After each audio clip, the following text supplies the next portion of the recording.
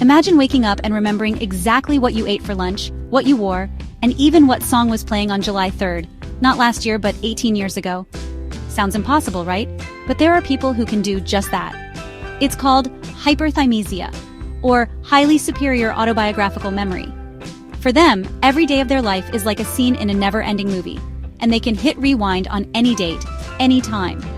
While most of us struggle to remember what we had for breakfast last week, these folks can relive birthdays, arguments, random Tuesday afternoons, all in vivid detail. The calendar in their mind flips backwards at lightning speed, and every date bursts with memories, feelings, even the weather that day. But how does this actually work? When scientists scanned their brains, they found something fascinating.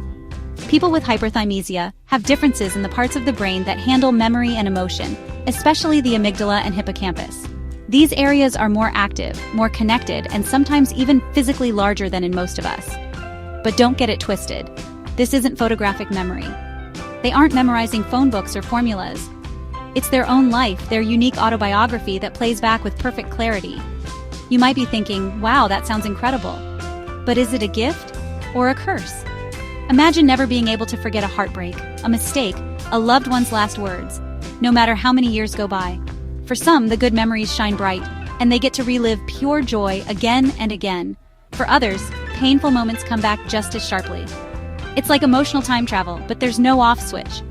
A bad day can haunt you forever, popping up when you least expect it. Now think about this. Out of billions of people, only around 60 are known to have hyperthymesia. That's fewer than the number of astronauts who've been to space. Each one has a mental library, shelves packed with memories, each labeled by date, by feeling, by every tiny detail.